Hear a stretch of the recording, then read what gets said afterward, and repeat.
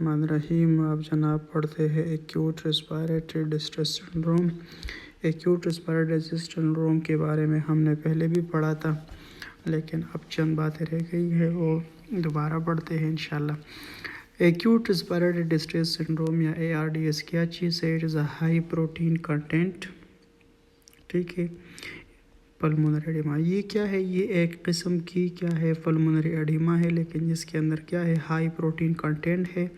Due to lung vasculature damage, lung के vessels की damage की वजह से high protein content pulmonary oedema को हम एक्यूट रेस्पिरेटरी डिस्ट्रेस सिंड्रोम कहते हैं। पल्मोनरी एडिमा दो किस्म की होती है, एक को हम कहते हैं हाई प्रोटीन कंटेंट, दूसरे को कहते हैं low protein content. High protein content can lead to acute respiratory distress syndrome. और ये लो कंटेंट कब होती है? ये जब हाइड्रोस्टैटिक प्रेशर ज़्यादा होती है। आपको पता है कि हमारे बॉडी के अंदर दो ही प्रेशर है ब्लड वेसल के अंदर, एक है ऑनकोटिक प्रेशर और दूसरा है हाइड्रोस्टैटिक प्रेशर, जो नॉर्मली दोनों इक्वल होते हैं। जब भी ऑनकोटिक प्रेशर कम होता है, हाइड्रोस्टैटिक प्रेशर ज़्यादा होता है। ऑनकोटिक प्रेशर का काम क्या है? काम यही है कि जो ये ब्लड वेजल्स है और उसके अंदर जो फ्लूइड्स जा रही है, तो ये चाहती है कि ये फ्लूइड ब्लड वेजल के अंदर ही रहे। और हाइड्रोस्टैटिक प्रेशर क्या करती है? इस फ्लूइड को वेजल से बाहर निकालना चाहती है। तो जब भी ऑनकोटिक प्रेशर क्या है, ये प्रोटीन की वजह से, और वो जो सबसे कॉमन प्रोटीन है वो है एल्ब्यूमिन। तो जब भी हमारे बॉडी के अंदर प्रोटीन कंटेंट कम हो जाएंगे तो ऑनकोटिक प्रेशर कम होगा, जिसके नतीजे में क्या होगा? जिसके नतीजे में हाइड्रोस्टैटिक प्रेशर ज़्यादा होगी और जो ब्लड वेजल्स है यहाँ से फ्लूइड्स निकल जाएगी। तो ड्यू टू हाइड्रोस्टैटिक प्रेशर्स क्या हो सकता है? हार्ट फेलियर हो सकता है, रिदम फेलियर हो सकता है और फ्लूइड ओवरलोड हो सकता है, क्योंकि ब्लड वेजल से वो फ्लूइड निकलेगी। तो इन शॉर्ट ARDS क्या है? It's a high protein content pulmonary oedema due to lung vasculature damage. अब ये इसकी एटियोलॉजी को अगर हम देखें तो इसकी एटियोलॉजी को 2 ग्रुप्स में डिवाइड किया गया है। एक को कहते हैं पल्मोनरी और दूसरे को कहते हैं नॉन पल्मोनरी या एक्स्ट्रा पल्मोनरी।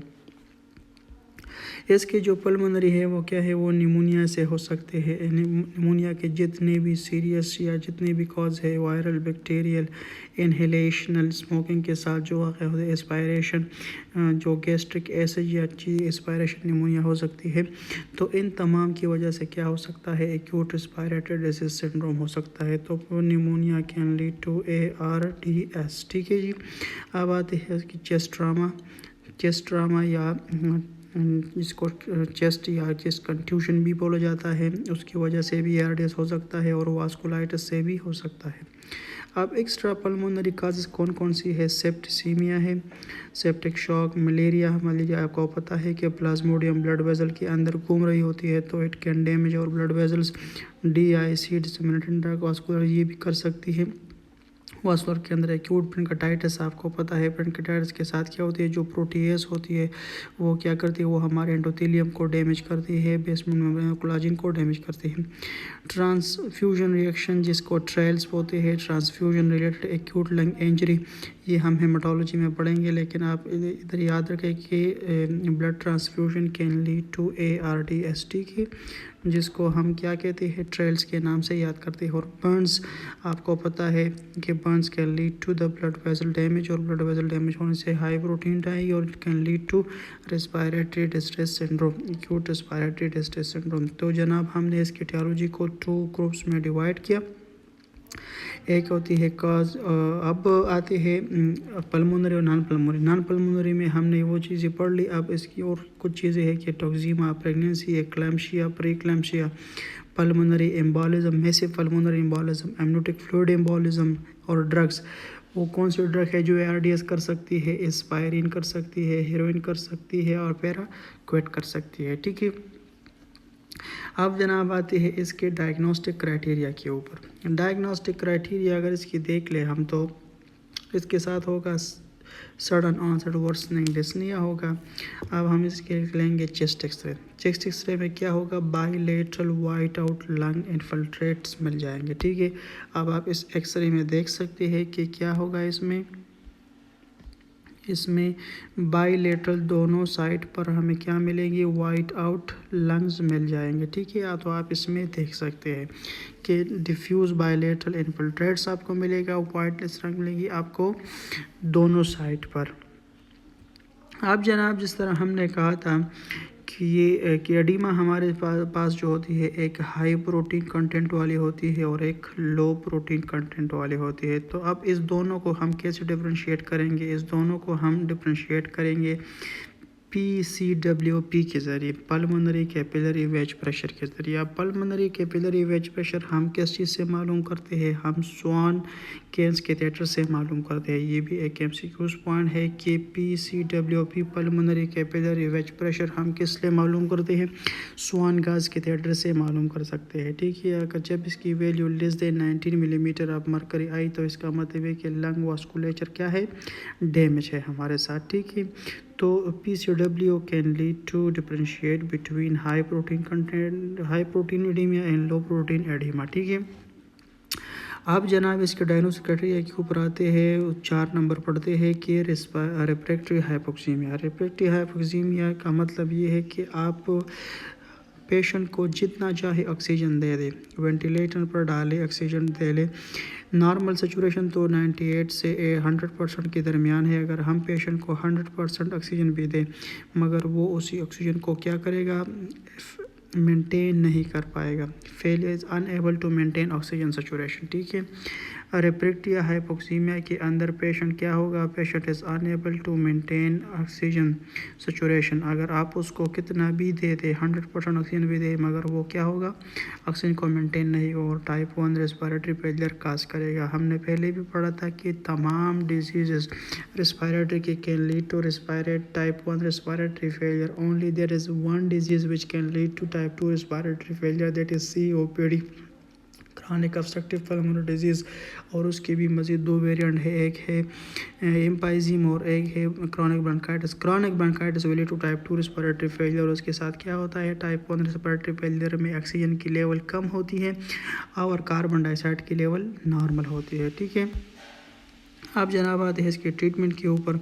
इसके ट्रीटमेंट को अगर देखें तो हम क्या करेंगे, मैकेनिकल वेंटिलेशन देंगे, रेसिटेशन देंगे, ABC करेंगे, IV फ्लूइड्स देंगे, आइनोट्रोप्स देंगे, ठीक है।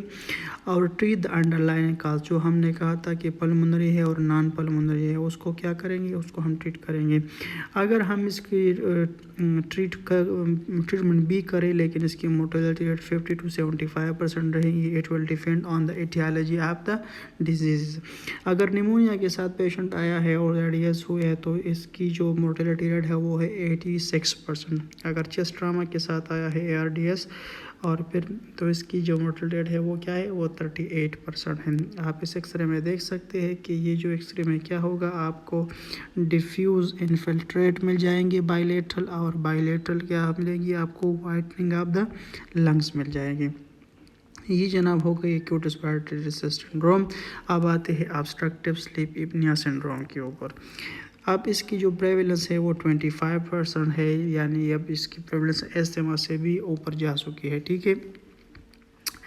ये क्या है, इसकी डेफिनेशन को पढ़ते हैं, it is intermediate closure of pharyngeal airway during sleep. During sleep के अंदर क्या होती है, पेरेंजियल एयरवे ब्लॉक होती है, क्यों, बार बार, ठीक है, जिसकी वजह से क्या होता है, लीडिंग टू एपनिया करता है। The cessation of breathing more than 10 second is called ब्रीथिया और hypopnoea, less than 10 second cessation of breathing is called hypopnoea. तो ऑब्स्ट्रक्टिव स्लीप एपनिया सिंड्रोम किसे कहते हैं, जब भी स्लीप के दौरान हमारा पेरेंजियल एयरवे बार बार क्या हो जाए, क्लोज हो जाए और क्या करे, इसकी वजह से एपनिया और स्लीप एपनिया प्रोड्यूस हो जाए, हाइपो एपनिया प्रोड्यूस हो जाए, इसको कहते हैं हम ऑब्स्ट्रक्टिव स्लीप एपनिया सिंड्रोम।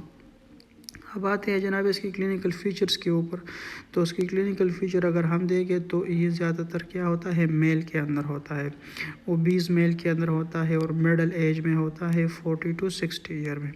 इसके साथ और क्या होती है, लाउड स्नोरिंग होता है, ठीक है, और पुअर स्लीप क्वालिटी होती है, मॉर्निंग हेडेक, डे टाइम सोमलीनेस, दिन के वक्त सारा दिन खोबीदा रहता है, डिक्रीज़ कॉग्निटिव फंक्शंस, दिन के वक्त सारे काम अधूरे रह जाते हैं, डिक्रीज़ लिबिडो, ख्वाहिश ख़त्म हो जाती है, and the decrease and risk of pulmonary hypertension, क्योंकि इसके वो जो वास्कुलेचर से वो कंस्ट्रिक्ट कर जाते हैं, जिससे क्या होता है पल्मोनरी हाइपरटेंशन होता है, और पल्मोनरी हाइपरटेंशन से राइट हार्ट फेलियर होती है और कोर पल्मोनल होता है। The failure of the right heart due to any pulmonary cause is called cor pulmonale. ठीक है, अब जनाब आते हैं इसका एक इंटरेस्टिंग क्वेश्चन पढ़ते हैं जो ज़्यादातर MRCP के एग्जामों में इस तरह का क्वेश्चन आता है। तो A 45-year-old obese male is brought to GP, ठीक है, by his wife. She complains of her husband loud snoring and she is seriously considering to take divorce. ठीक है, तो ये क्या है, ये किस चीज़ का है, ये केस है बेचारी किस चीज़ तंग है, इसकी स्नोरिंग से तंग है। तो इसके शोहर को कौन सी बीमारी है, ऑब्स्ट्रक्टिव स्लीप एपनिया है। ठीक है, अब जनाब इसकी इन्वेस्टिगेशन के ऊपर आते हैं कि अब हम इसकी ऑब्स्ट्रक्टिव स्लीप एपनिया के लिए कौन सी इन्वेस्टिगेशन करेंगे। इनकी इन्वेस्टिगेशन हम करेंगे जिसको कहते हैं स्लीप स्टडी या पोलीसोमनोग्राफी। ठीक है, ये कहाँ पर होगी, ये स्लीप लैब में होगी। ठीक है, स्लीप लैब में पेशेंट को सुलाया जाता है और उसके साथ मॉनिटर लगाया जाता है। अगर उसी मॉनिटर में 15 और more than 15% episode of apnoea आए तो हम क्या कहेंगे कि ये ऑब्स्ट्रक्टिव स्लीप एपनिया सिंड्रोम है। या इसके साथ हाइपोएपनिया आए वो 1 आवर के अंदर यानी रैपिड आई मूवमेंट स्लीप जो है वो 15 से 50 मोर देन 15% के एपिसोड आ गए तो इसका मतलब है कि ये ऑब्स्ट्रक्टिव स्लीप एपनिया होगा। ठीक है, अब ये किस चीज़ के साथ एसोसिएट होगा, ये मेटाबॉलिक सिंड्रोम के साथ एसोसिएट होगा, जिसके साथ क्या होगी, जिसके साथ हाइपरटेंशन बड़ी, ग्लूकोज भी ज़्यादा होगा और लिपिड भी ज़्यादा होगा। तो ये तमाम चीज़ें ओबेसिटी के अंदर होती रहती है, जिसको हम पिकविक सिंड्रोम से भी याद कर सकते हैं। आप बताइए जनाब इसके ट्रीटमेंट के ऊपर, तो इसके अंदर क्या हो गया, कंटिन्यूस एयरवे प्रेशर, ये इसका ट्रीटमेंट है। सीपेप अगर आप किसी पेशेंट को एडवाइस करेंगे ना तो ये क्या होगा, ये एक नॉन इन्वेजिव वेंटिलेशन है जिससे उसकी नींद पूरी हो जाएगी। एक होती है IPAP, intermediate positive airway pressure, जो हम COPD और ब्रोंकाइटिस के अंदर देते हैं। उसके अंदर इंटरमीडिएट होती यानी वो पेशेंट के साथ इंस्पायरेशन में हेल्प कर देता है, बल्कि पेशेंट एक्सपायरेशन खुद करता है। और CPAP जो है कंटिन्यूस, इसके नाम से भी पता लगता है कि ये पेशेंट के साथ इंस्पायरेशन और एक्सपायरेशन दोनों में हेल्प करता है। ठीक है, अब अगर CPAP से भी काम न चले या वो नहीं करना चाहता है तो फिर क्या करेंगे भाई, प्लास्टिक सर्जरी करेंगे। प्लास्टिक सर्जरी से उसकी गर्दन को सुराहीदार बनाएंगे, जिससे पेरेंजियोप्लास्टी